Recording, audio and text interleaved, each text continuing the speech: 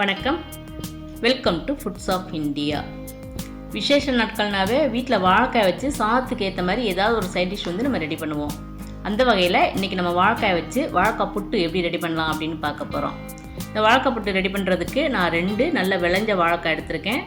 பிஞ்சு வாழைக்காய் எடுத்தோம்னா அந்த புட்டு நல்லா இருக்காது. அதனால் நல்ல இந்த மாதிரி விளைஞ்ச வாழைக்காயை நீங்கள் சூஸ் பண்ணி எடுத்து வச்சுக்கணும். அதே மாதிரி முக்கியமாக வாழைக்காய் புட்டுக்கு நாட்டு வாழைக்காய் தான் நீங்கள் சூஸ் பண்ணிக்கணும். அதான் புட்டுக்கு நல்லாயிருக்கும். இதை வந்து நம்ம வேக வச்சு எடுத்து வச்சுக்கணும். இதை காம்போடையும் வேக வைக்கலாம். ஆனால் அந்த மாதிரி வேக வைக்கும்போது அதை திருப்பி விடுறது வந்து கொஞ்சம் கஷ்டமாக இருக்கும். அதனால் 2 பக்கமும் இந்த மாதிரி கட் பண்ணிவிட்டு அதுக்கப்புறம் நம்ம வந்து வேக வச்சு எடுத்து வச்சுக்கலாம்.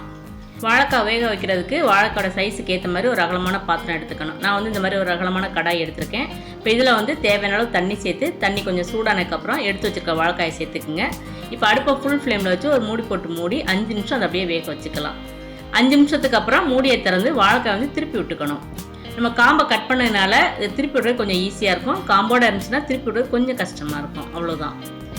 இப்போ திருப்பியும் மூடி போட்டு மூடி அடுப்பு அதே ஃபுல் ஃப்ளேமில் வச்சு இன்னொரு 5 நிமிஷம் வேக வச்சுக்கலாம். அந்த இன்னொரு பக்கமும் வாழைக்காய் நல்லா வெந்து வந்துடும்.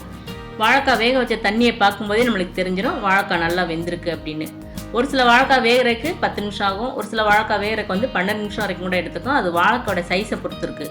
எப்படி இருந்தாலும் நம்ம வாழைக்காய் வந்து செக் பண்ணி பார்த்துக்கணும். ஒரு கத்தினால இந்த மாதிரி அதை அழுத்தி பார்த்தோம்னா கத்தி வந்து ஈஸியாக உள்ளே இறங்கணும். இன்னொன்று, வாழைக்காயை கரண்டினால் எடுத்துட்டு அந்த வெட்டின பக்கம் பார்த்தோம்னாலே தெரியும் வாழைக்காய் நல்லா வெந்திருக்குது. அப்படி இல்லைன்னா கையினால் இந்த மாதிரி வாழைக்காயோட தோலை அழுத்தி பார்த்தோம்னா அப்படி மெத்துன்னு இருக்கணும். அவ்வளோதான். இப்போ வாழைக்காய் வந்து 3/4 பாகம் நல்லா வெந்துருச்சு. இப்போ நம்ம அடுப்பை ஆஃப் பண்ணிவிட்டு வாழைக்காய் வந்து தண்ணியிலேருந்து உடனே வெளியே எடுத்து நல்லா ஆற வச்சிடணும். வாழைக்காய் வந்து நீங்கள் அரைவேக்காடாக வேக வச்சிங்கனாலும் வாழைக்காய் புட்டு நல்லா இருக்காது. ஏன்னா வாழைக்காய் வெந்திருக்காது, வழுவழுப்பு தன்மையோடு இருக்கும். அதே மாதிரி வாழைக்காய் நீங்கள் ரொம்ப குழைவாக வேக வச்சிட்டாலும் அதை கேரட் துருவியில் துருவ முடியாது. ரொம்ப குழைவாக இருக்கிறதுனால நம்ம துருவ ஆரம்பிக்கும் போதே அது உடஞ்சி கட்டி கட்டியாக வர ஆரம்பிச்சிடும். அதனால வாழைக்காய் வந்து இந்த மாதிரி பதம் பார்த்து கரெக்டாக நீங்கள் வேக வச்சு தனியாக எடுத்து வச்சிடணும். இப்போ வாழைக்காயோட தோலெல்லாம் இந்த மாதிரி நம்ம உரிச்சு எடுத்தாச்சு. இதுக்கப்புறம் இதை வந்து கொஞ்சமாக தண்ணியில் ஒரு தடவை நனைச்சி எடுத்துக்கணும். இந்த மாதிரி தண்ணியில் நனைச்சதுக்கப்புறம் நம்ம கேரட் துருவியில் துருவணுன்னா வாழைக்காய் வந்து உதிராக நமக்கு துருவுறதுக்கு ஈஸியாக இருக்கும். இப்போ கேரட் துருவியில் நம்மளுக்கு பிடிச்ச சைஸில் நம்ம துருவி எடுத்துக்கணும். இந்த மாதிரி பொடியாக இருக்கிறதுலையுமே துருவி எடுத்துக்கலாம். அப்படி இல்லைன்னா இதை விட கொஞ்சம் பெரிய சைஸாக இருக்கிறதுலையும் நம்ம துருவி எடுத்துக்கலாம். நீங்கள் வாழைக்காய் வேக வைக்கும் போது கொஞ்சம் குழைவாயிடுச்சு அப்படின்னா இந்த மாதிரி பொடிக்கண்ணில் துருவாமல் கொஞ்சம் பெரிய சைஸ் உள்ள அந்த கேரட் துருவியில் துருவி எடுத்துக்கிட்டிங்கன்னா வாழைக்காய் வந்து கொஞ்சம் உதிரியாக கிடைக்கும். பாருங்கள், நம்மளோட வாழைக்காய் வந்து கரெக்டாக வெந்தனால எந்த அளவுக்கு உதிரியாக இருக்குது அப்படின்னு. இதுதான் கரெக்டான அந்த பதம். இப்போ நம்ம வாழைக்காய் புட்டை வந்து ரெடி பண்ண ஆரம்பிச்சிடலாம். அதுக்கு நான் ஒரு கடாயில் 2 டீஸ்பூன் அளவுக்கு நல்லெண்ணெய் எடுத்திருக்கேன். நீங்கள் விருப்பப்பட்டால் தேங்காய் எண்ணெய் கூட எடுத்துக்கலாம். இப்போ எண்ணெய் சூடானதுக்கப்புறம் 1/2 டீஸ்பூன் கடுகு, 1/2 டீஸ்பூன் உளுந்தம்பருப்பு சேர்த்துருக்கேன். கடுகு நல்லா இந்த மாதிரி பொரிஞ்சதுக்கப்புறம் 1/2 டீஸ்பூன் ஜீரகம் சேர்த்துக்கணும். ஜீரகமும் நல்லா இந்த மாதிரி பொரிஞ்சு வந்ததுக்கப்புறம் ஒரு பெரிய வெங்காயத்தை இந்த மாதிரி பொடியாக நறுக்கி சேர்த்துக்கலாம். இப்போ வாழைக்காய் புட்டுக்கு தேவையான அளவு உப்பையும் சேர்த்துடலாம். நான் வந்து 1/2 டீஸ்பூன் அளவுக்கு உப்பு சேர்த்துருக்கேன்.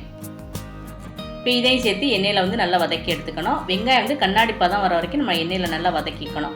அதுக்கப்புறம் இப்போ நான் 2 பச்சை மிளகாய் வந்து இந்த மாதிரி பொடியாக நறுக்கி சேர்த்துருக்கேன். நீங்கள் விருப்பப்பட்டால் வரமிளகா கூட சேர்த்துக்கலாம்.